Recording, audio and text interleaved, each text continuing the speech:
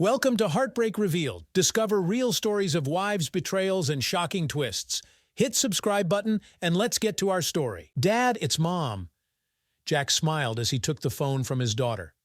He had a good idea of what this conversation would be about, but it was his first chat with his wife that morning, so he was looking forward to it. He heard his wife, Amanda, say, "Hey, baby, can my sweet teddy bear oversee a dozen teenagers today? I'd like to think I can handle this. Sarah and the girls have been planning this for a few weeks, so all I have to do is follow their instructions. They're 17 or 18, so it isn't like I'm trying to shepherd a bunch of toddlers." "Did you get the pool all set up the way she wanted it?" she asked. Yes, and the lounge chairs, the bar, and the grill. The food is prepped. I did all that while you've been gone. Next year, you get to play chaperone, huh? Don't tell me you haven't been looking forward to this. There will be a dozen teenagers in bikinis around you all afternoon. I'm willing to bet by the time I get home, you'll be all ready for me. Well, don't forget one of those is our daughter, and two more of them are like surrogate daughters. I don't need to be around a dozen bikini-clad teenagers to be ready for you. I'm ready for you all the time, every day. I know you are, and I like that." He asked, "Did you have a good trip?" "We did. It was a good learning conference." Amanda worked for a mid-sized investment firm in a Tampa, Florida suburb. She was a senior investment advisor and had worked there for nearly 8 years. "That's great, sweetie. Have a safe trip back from Phoenix. Thanks. I'll see you later this afternoon. Love you, Amanda. Love you, Jack." Sarah rolled her eyes at her dad, though, truthfully, she was happy that her parents still loved each other as much as they did. She hoped she would be as in love with her spouse after 24 years of marriage. Jack was in his own mind for a moment, too. Teddy bear. He had been lover until the kids were born. Then he was daddy until their oldest went to college. He's been her teddy bear ever since. He didn't mind it too much. She certainly liked snuggling next to him, and she told him that she loved sleeping with and next to her teddy bear. So who was he to complain? He and his daughter and her two best friends had been busy for a few days getting everything ready for the party. It was only 3 weeks before she and her friends' college classes started. Junior year for most of them. Sarah wanted a big party before most of them drove off to other parts of the Southeast. She was starting her junior year studying medicine at Florida State University, which is about 15 miles north of her parents' house in Clearwater, Florida.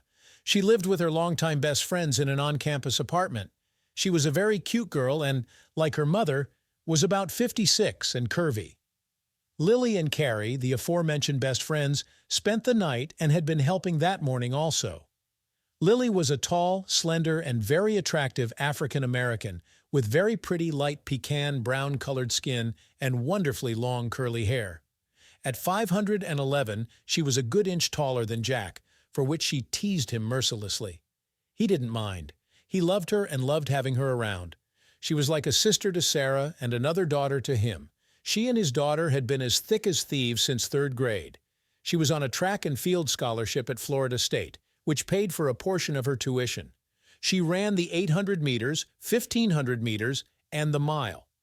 When she was younger, she would run some with Jack, but as she got older, he told her he couldn't run with her anymore because he was holding her back. She missed running with him. She was a very smart young lady and was majoring in math and computer science. Carrie, Sarah's other best friend, was the first friend Sarah made on her first day of elementary school. Carrie had dropped her sandwich that their housekeeper had made for her, and Sarah gave her half of hers because her parents had always taught her to help others. When Lily came along, they became their version of the Three Musketeers because they were nearly inseparable. Carrie only made a 1320 on her SATs, but with her parents' money and old money connections, she still got into Florida State. They teased her that she could have scored a 600, and she still would have been admitted. As a prank in high school, rather than being voted most likely to succeed or some other useless award, she was voted most likely to buy an island. She was a little blonde doll with a cute figure on her tiny 52 frame. They were a good group, like 3 sisters, and Jack loved having the 3 of them there with him, under the backyard pavilion and outdoor kitchen attached to the side of the 2-story pool house, all of which was mostly built by Jack over the years. They had the table ready to serve lunch, and the rest of their friends should be showing up any minute. It was a gorgeous June day, and the lounge chairs were set up, the The pool was clean, and Jack had mowed and manicured the yard. Sarah seemed to have inherited her mother's organizing and event planning abilities, and she had kept her father moving the last 2 days.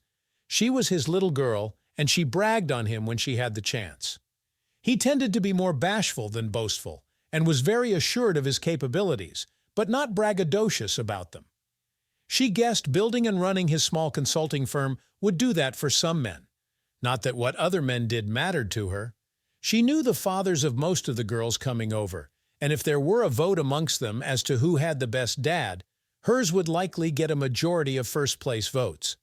After helping serve a lavish spread of food and non-alcoholic drinks, Jack said, "Okay, ladies, I'm going back inside. Let me know if you need anything." Lily asked, "Are you sure you don't want to stay out here and eat with us?" "Thanks, Lily. This is for all of you to enjoy. I'm good." This afternoon was for them, girls only. He had kept himself busy in his office, out of which he could see the pavilion and a portion of the pool. Once the girls had started taking off their cover-ups and clothes to reveal their swimsuits, he moved around to the den to watch the Rays lose another game because he didn't want to appear to be a creeper. He had been watching for about 20 minutes when he heard a commotion out by the pool. Standing to investigate, he saw a large young man grabbing Carrie's wrist and trying to pull her away from her friends, who had surrounded the two of them and were yelling for him to stop. Jack ran outside, and as he approached the group, he yelled, "Hey, jerk, let her go!" The big guy, probably around 63, saw Jack and smirked, not even bothering to slow as he dragged a resisting Carrie towards the exit. Little Carrie didn't even weigh 115 pounds, and he was probably twice her weight. As Jack got closer, the jerk pushed Lily out of the way, and as she stumbled, Jack tried to catch her, but with her tall frame, she bumped into his nose hard. For a second, he saw stars, but then recovered, and he ran to get between Carrie, the intruder, and the gate leading towards the driveway. "Let me go, Tony!" yelled Carrie. "Girls, get back!" All the other girls moved away from the 3 people involved in the altercation, but they didn't go far. Some had their phones out filming. "I said let her go, jerk!" yelled Jack. Jack stepped in close to Tony, who decided that having 6 inches and 60 or 70 pounds on Jack meant that he didn't have to worry much about him. Since his right hand was holding Carrie's wrist, he tried to throw a left jab at Jack. That was his first mistake. Jack dodged low and, with some momentum behind him, put a solid punch into Tony's solar plexus. A big whoosh of air rushed out of his mouth, and he hunched back, absorbing the blow and releasing Carrie. Not wasting any time, Jack put a hard knee to Tony's nuts, which took him down to his hands and knees. "Get the hell out of my backyard, jerk!" Tony slowly got to his feet and said, "You aren't as big as my old man said you were. I'm going to enjoy slapping you around."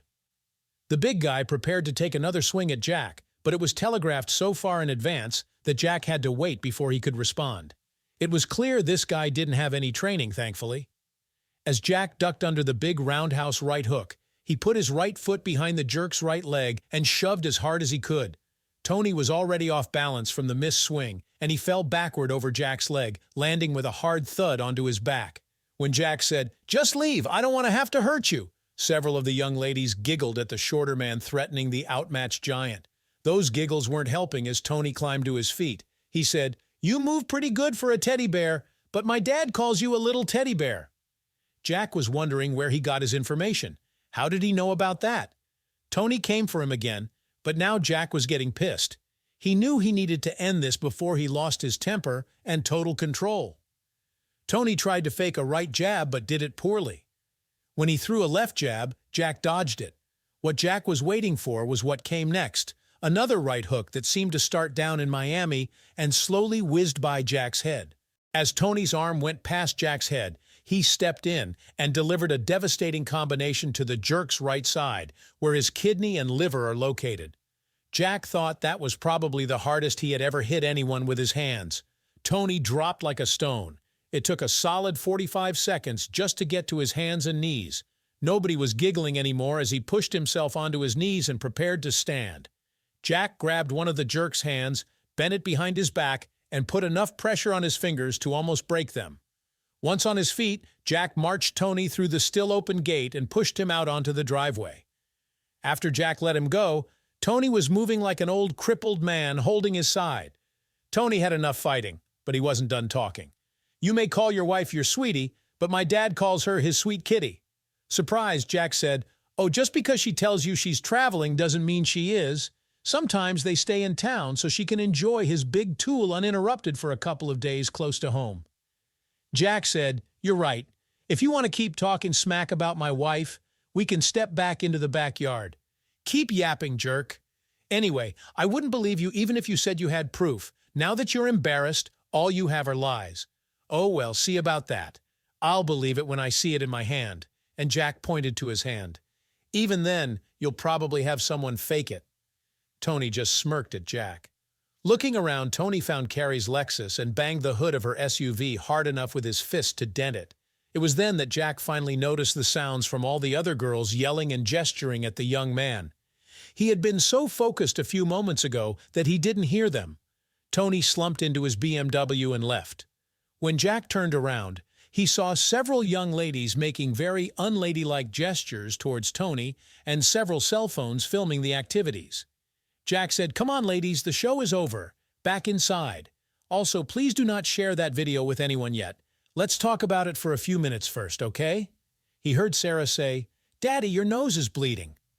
In the next instant, Lily was barking orders to everyone to make room for Jack on a chaise lounge chair under one of the umbrellas.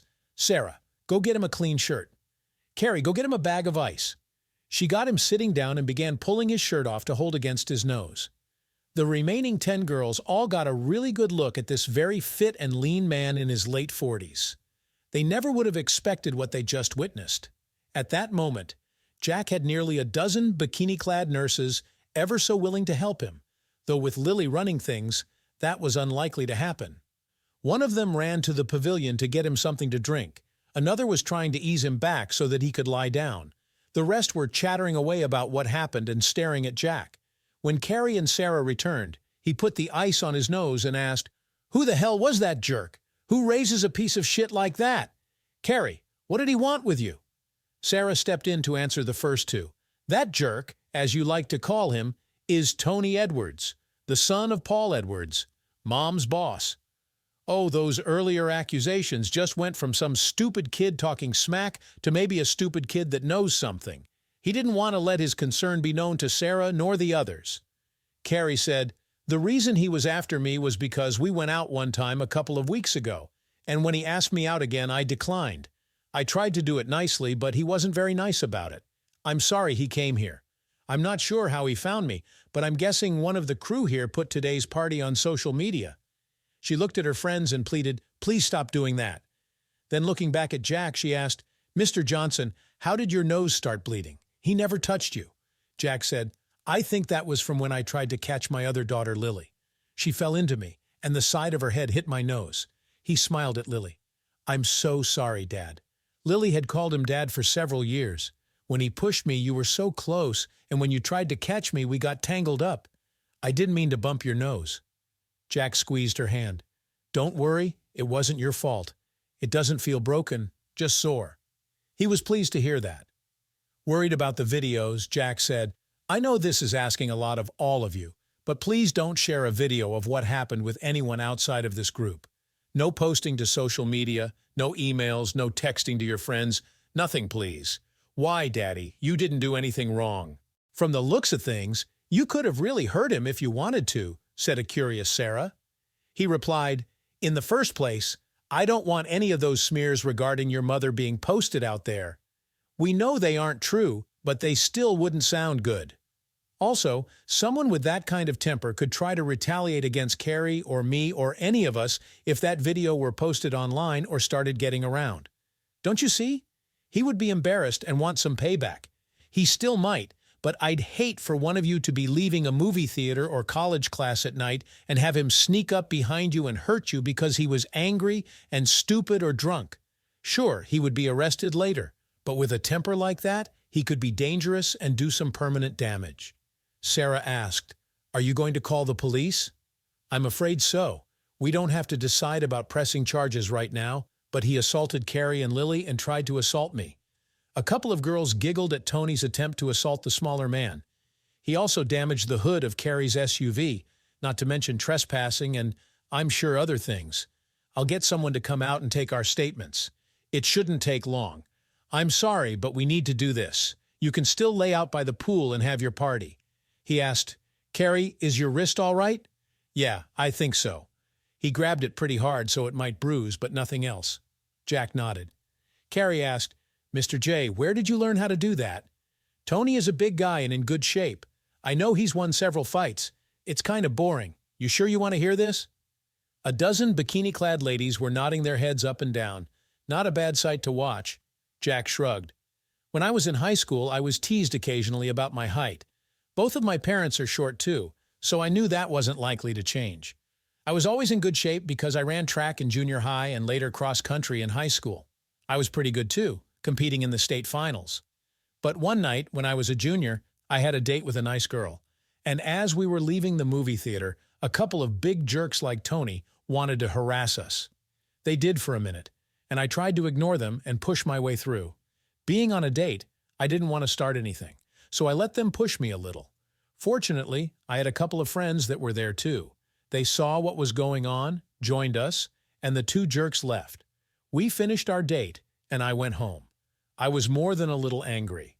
I told my dad about it, and the next day he found a martial arts studio for me near our home in Akron. He told me, "Be the best you can be, but if you ever get good, don't go looking for trouble. Defense of you and others only." I promised, and I took 2 lessons every week until I went to college at Michigan State. While in college in East Lansing, I found a studio that taught several other disciplines, including silat, a close combat style, as well as judo and jiu-jitsu. They didn't ascribe to any single style, and their focus was on self-defense. I trained there my 4 years in college. The instructor was a really old guy, about my height, and his daughter was about Sarah's size in her late 30s. He led the school along with his daughter, and she was the most amazing fighter I've ever seen. Fast, fearless, and deadly. I watched her spar against big, fast guys with black belts, and it was rare they ever laid a hand on her. And when they did, they usually wished they hadn't. I knew I wanted to learn from her. So for 4 years, I took 2 to 4 lessons per week. I was pretty good for a while. He was being modest. When I married Linda, we still lived in East Lansing, but I cut back to 1 lesson per week. The entire time we've been married, she's never seen me in a match. She knows I practice in our basement gym, but that's it. Sarah, when you started college a couple of years ago, I found a local studio and began studying again. I'm not as good as I was, but I do okay. Sarah said, "Daddy, I never knew." "You didn't need to, sweet pea. Do you remember when we took you and Donnie to Paris when he was in 9th grade and you were in 7th grade? She nodded. "Do you remember that night we drove out to that Moroccan restaurant in the shady-looking section of the city?" She nodded again. "I told your mother that I didn't want to go there because I thought it wasn't a safe place to go at night." Of course, she disagreed. The discussion was a little heated after a while, but I finally relented, like I usually do. It was a great restaurant. I enjoyed it. "But do you remember what happened on our way back to the car?" Sarah answered. "Those 2 guys, a tall one and a short one, came up behind us and yelled at us to stop. You gave Mom the car keys and told her to take us to the car, start it, and begin honking once we were inside." "That's right. While the 3 of you got away, I was planning to stop them or slow them down.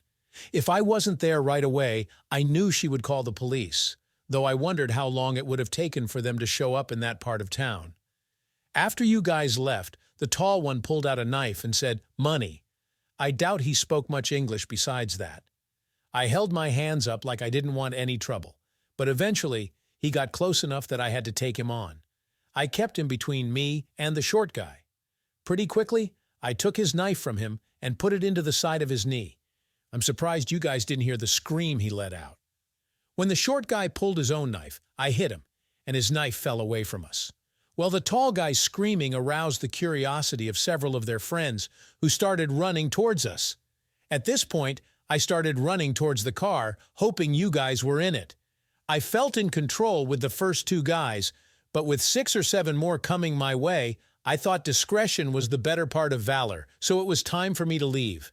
I sprinted towards the car, and when I heard the horn, I made a beeline for it. Your mother had pulled onto the street and was ready to go. I hopped into the front seat and told her to punch it. Since she and I have been married, that is the only other time I faced anything like that before today. That was a little fib. What he didn't tell them was that one time, after Donnie and Sarah were born, just before they moved to Clearwater, he and Linda were out dancing one night. One of her former boyfriends from college, Bobby Harris, then a Michigan State football player, approached them. Linda didn't think anything about it, but when he asked Linda to dance and she accepted, Jack was fuming. They only danced a few minutes, but later, when Jack saw him go into the restroom, he followed. In the restroom, the jock, a wide receiver who was about the same height as Tony, smirked at Jack and started making some comments about how he missed Linda and maybe they would dance a little more that evening. Jack wasn't in the mood. As the old flame was about to try and push Jack out of the way to leave the restroom, Jack put him on the floor hard. The big guy fell at an odd angle, landed on his arm, and broke his ulna bone at the elbow, which ended his playing time for that season. The Spartans brought in a replacement who did so well that Bobby was later traded to another team. No charges were filed. Jack continued with Sarah's friends. So please, everyone, don't send that video to anyone. By the end of the day, there should be exactly 13 copies, including me, and never more than that. They all promised Jack they wouldn't send it to anyone. He hoped they meant it. I know this kind of dampens the mood, but you shouldn't let it. He's a jerk, forget him. Lily said, "You mean he's an asshole." Jack smiled, and some of the girls laughed. He stood and returned inside to call the police. When the officer arrived, he was rewarded with all those lovely ladies in their swimsuits. They quickly covered up, and he asked them to explain what happened. He examined Carrie's wrist, seeing it was still red, but no more injured than that. Jack's nose had stopped bleeding, and he had changed. Carrie's mom had come over because her dad wasn't back yet from a trip. The entire discussion only took 30 to 40 minutes. Once the police car pulled away, the party resumed. Carrie hugged her mom and watched her drive away. Also, Sarah came up to Jack and asked, "Dad, would you mind if we stayed here until we go to Carrie's? We planned on going out dancing after dinner, but after this afternoon, we prefer to dance here tonight. It's your house, Sarah. You know I don't mind. I love having you here." She hugged her father and returned to her friends. Jack caught the last inning of the Rays game. They were losing, of course. While watching, he received a text from Amanda. Plane was delayed. We'll be home late. He sighed. That little seed of doubt was starting to bother him, and he hated that some of Tony's words were too close to home. He needed his wife to get home so they could talk. Jack danced with a few more of Sarah's friends, or more accurately, they were dancing with him. They tried to teach him the electric slide again, but he couldn't ever quite get it right, which amused everyone, including Jack. Around 10 p.m., they needed to get to Carrie's, whose huge house had a ton of bedrooms. Jack received very nice hugs, kisses, and thank yous from all the young ladies as they left. Having had a little help, it didn't take much to clean up outside. As he was putting the last of the trash into the trash bins, he heard the garage door open. Amanda was home. He walked out to help her with her bag, and she gave him a big hug and quick kiss on the lips as he approached. She said, "I missed you, baby. How was the party?" "It was interesting. I'll tell you about that in a minute. They just left to go to Carrie's for the night." "Oh, I thought they were going out dancing." He said, "They decided to dance here. I'm sure you minded that." "Did you turn off the lights and watch them from inside?" That irritated him a bit, but he replied, "No. Lily pulled me outside with her, and I danced with most of them before they left." "Well, I'll bet you're in quite the mood. If I weren't so wiped out from the cross-country flight and the delays, I'd be happy to take care of you." Jack wasn't really in the mood either. He said, "Let me get your bag inside, and I'll pour you a glass of wine. I have quite the story to tell you." She was curious regarding what had happened and followed him in.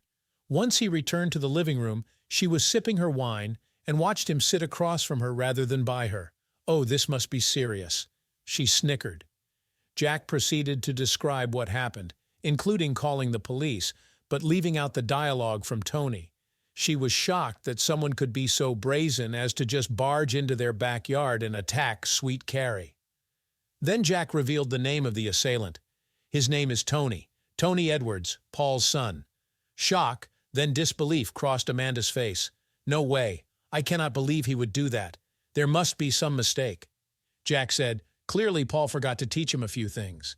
Then he thought to himself, like manners, respect, how to fight, and when to keep his big trap shut. Amanda thought for a second. Wait a minute. Tony's huge. You mean to tell me that you took him out of the backyard like trash? She giggled for a moment. Then she giggled some more. And then she started laughing. What? She said. You're making this up, right? My husband, all 175 pounds of you, beat up that tank? He looks like he's almost twice your size. Okay, what's the joke? Jack was not as amused. She could see his disappointed expression and said, Oh, come on, Jack. I'm not trying to hurt your feelings, but be realistic here. Jack stood and said, Good night, Amanda. Don't pout, sweetie. I don't mean that badly. How else could he take it? I'll be there as soon as I finish this glass. She was shocked when he replied, Don't bother.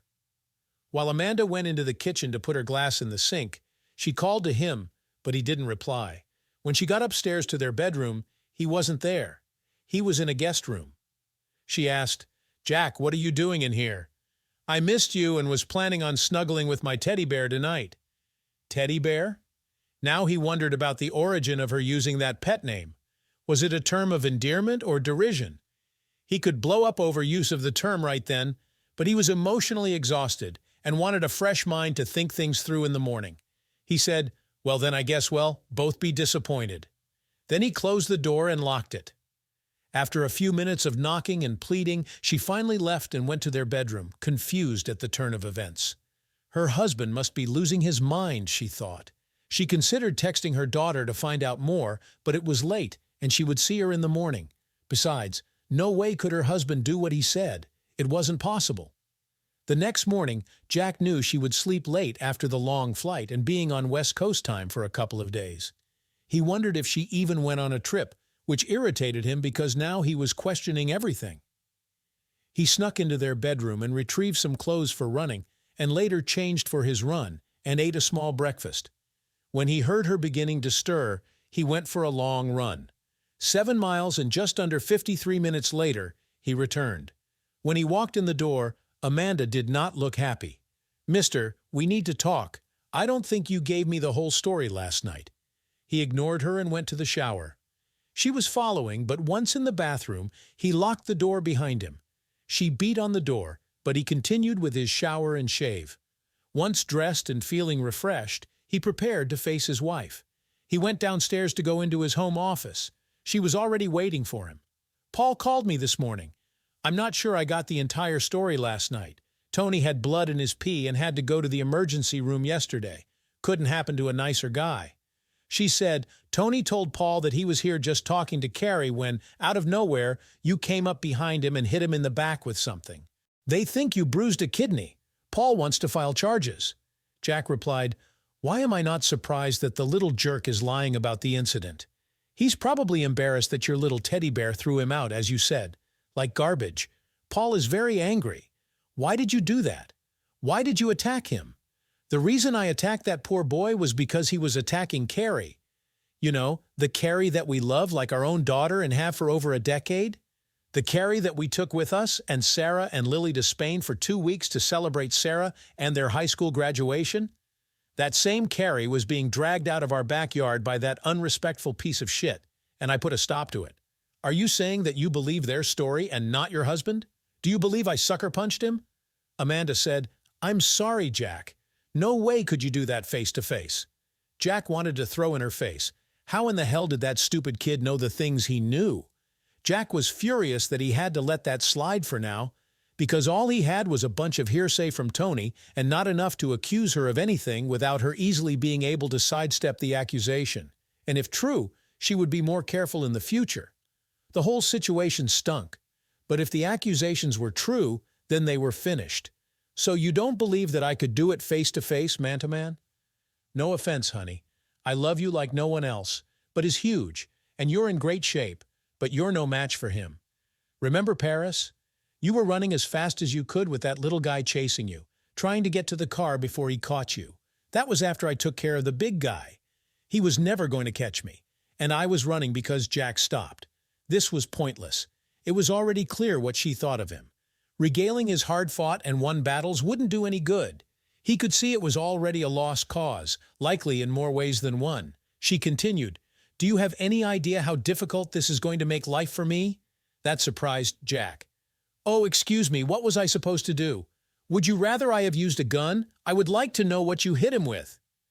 "My hands," he replied. "I've seen you work out in our basement gym. You go after the bag pretty good, but I don't see how you could have hurt Tony by just hitting him. How could you have gotten a clean shot unless you snuck up on him? Thanks for the faith, babe. It's confidence-inspiring. In case you didn't pick up on it, that was sarcasm." Exaggeratedly, she rolled her eyes and groaned. "Oh, come on, that's not helping. What do I tell Paul?" "You tell him that he raised his piece of shit son to be a jerk, apparently just like him, and that Tony needs to apologize to Carrie and me." "I will not. Tony told him what happened, and it sounds like he didn't do anything wrong." Jack shook his head. "You must be delusional if you believe him over your husband. Did Paul give you drugs while you were traveling?" Amanda's face flamed at that comment and was about to reply when they heard a vehicle drive up and honk the horn. Thankful for the reprieve, they stood to see who was there. It was a big Bentley, and out of the vehicle exited Sarah, Lily, Carrie, and her dad, James. All three of the girls ran up and hugged Jack, and then Amanda. A moment later, James came up and shook his hand. "Jack, I want to thank you for looking after Carrie. It means a lot to me that you would do what you did. She's everything to me. I'll be forever grateful." Jack shrugged his shoulders, uncomfortable with the praise. "You know we love Carrie. No way was I letting the jerk leave with her. Wasn't going to happen. You would have done the same." James nodded his head, and Amanda piped up, "Girls, would you please explain to me what happened? I'm getting conflicting versions of events from what Tony told his dad and what Jack is telling me." Sarah asked, "You're getting two different stories, and you don't believe Dad?"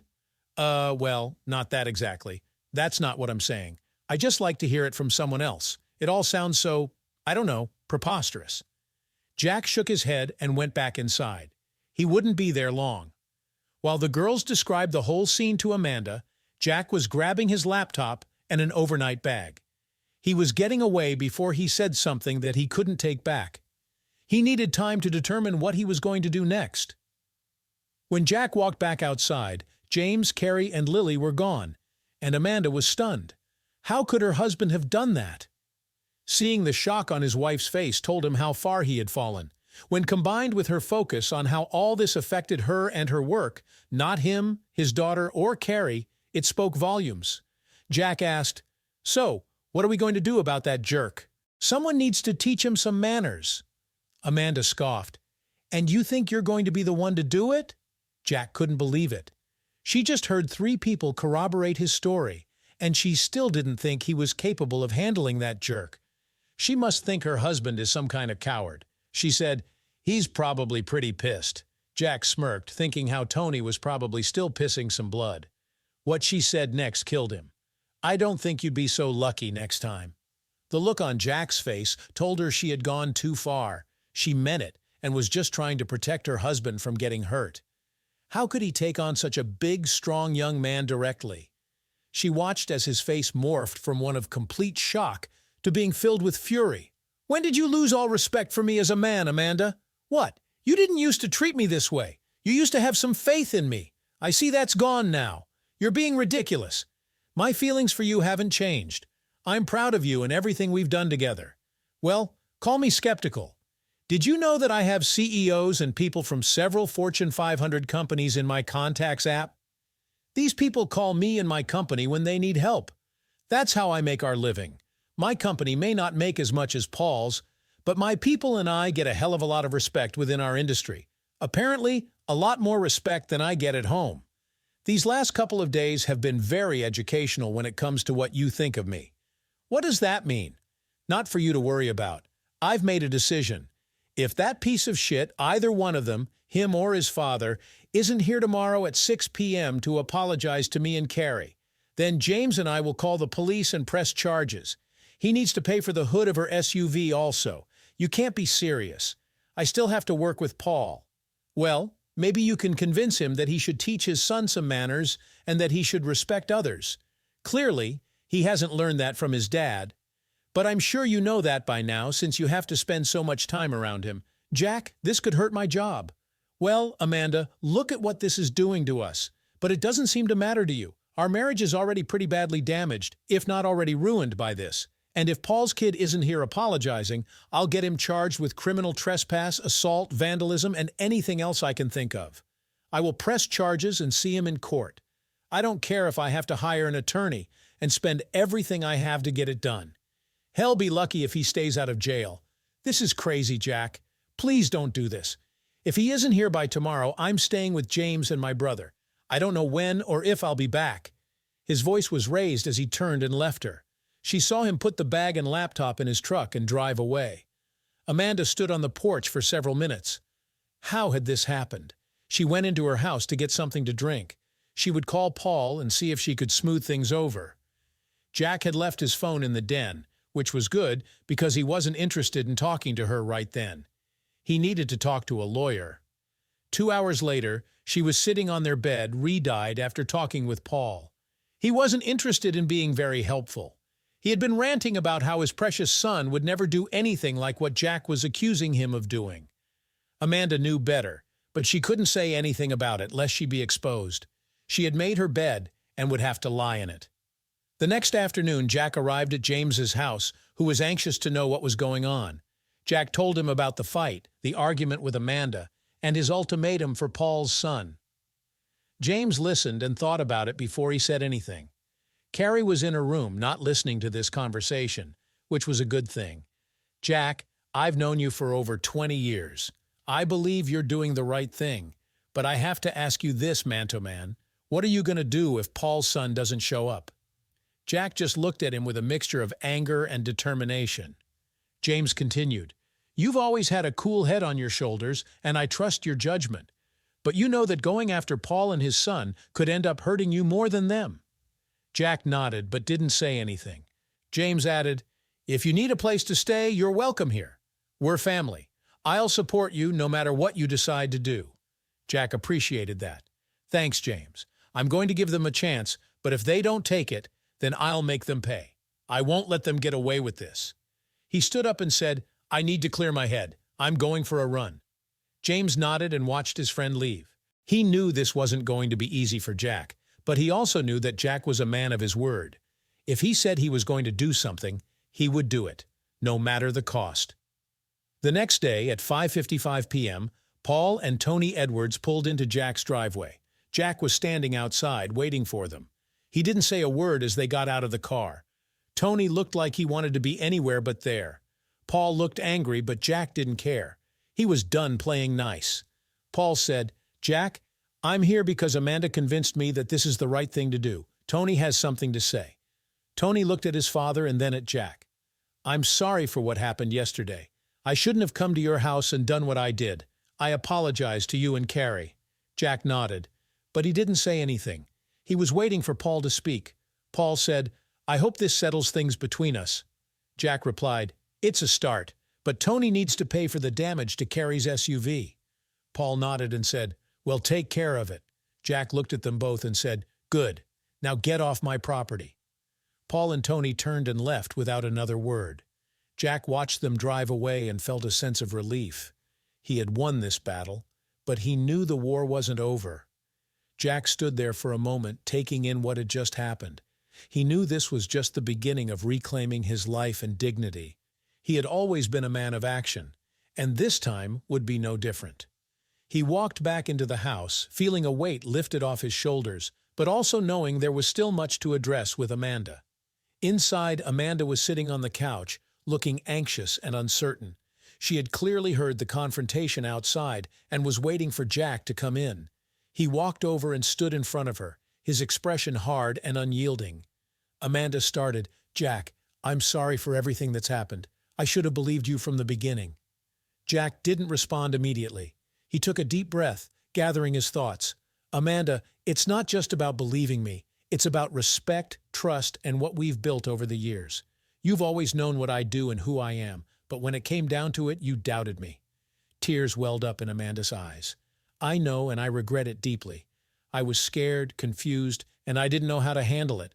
I've always respected you, Jack. Please believe me. He shook his head. It's too late for that, Amanda. Trust is fragile. Once broken, it's incredibly hard to repair. And frankly, I'm not interested in trying to fix something you shattered. Amanda wiped her tears, looking desperate. I understand. I want to make things right. I'll do whatever it takes. Jack leaned in, his voice cold. We need to address the root of this issue. Why did Tony know those things about us? What's been going on with you and Paul? Amanda's face flushed with embarrassment and guilt. Jack, there's nothing going on between me and Paul. He's just my boss. We've worked closely on many projects, but that's it, I swear. He raised an eyebrow. Then how did Tony know about my nickname, the things he said? He couldn't have known those things unless someone told him. Amanda looked down, avoiding his gaze. I don't know, Jack. Maybe he overheard something. I really don't know. Jack's frustration boiled over. Amanda, I need honesty here. If we're going to fix this, we need to be completely transparent with each other. She looked up, meeting his eyes. I'm being honest, Jack. There's nothing between me and Paul. I promise you. He nodded slowly. All right, but understand this, Amanda. If I find out you're lying to me, that will be the end of us. No second chances. Amanda nodded. I understand. I won't lie to you. Jack stood up, his resolve hardening. I'm not giving you another chance, Amanda. You showed me who you are, and I can't live with that. This marriage is over. Amanda looked shocked. What? No, Jack, please, we can work this out. He shook his head. No, we can't. I'm done. I'll be staying with James for a while. You'll hear from my lawyer about the divorce. Amanda started to cry. Jack, please, don't do this. But Jack was already walking away. He grabbed his bag and walked out the door without looking back. He felt a sense of relief as he got into his truck and drove away. For the first time in a long time, he felt free. Jack arrived at James's house, who was anxious to know what was going on. Jack told him about the fight, the argument with Amanda, and his decision to end the marriage. James listened and nodded, offering his support. You're doing the right thing, Jack. You deserve better than this. Jack nodded. Thanks, James. I'm going to make sure Amanda and Paul pay for what they've done. I won't let them get away with it. James patted him on the back. I know you won't. And I'll be here to help you every step of the way. Jack felt a renewed sense of purpose. He was done being betrayed and humiliated. It was time to take control of his life and make those who wronged him pay. And he would do whatever it took to ensure that happened. Thanks for tuning in. What would you do if you found out your partner was betraying you like Jack did? Let us know in the comments. And don't forget to subscribe for more intense real-life stories of betrayal and revenge. See you next time.